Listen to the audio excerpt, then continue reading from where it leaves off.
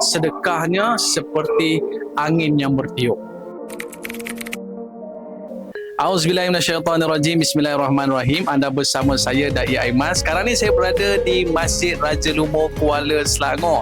Jadi sempena dengan bulan Ramadan yang tak lama lagi ni, kita nak buka tawaran anda untuk sama-sama kita nak gandakan pahala dengan kita berinfak untuk infak tajaan Ramadan, yang mana satu slot hanya RM100 sahaja.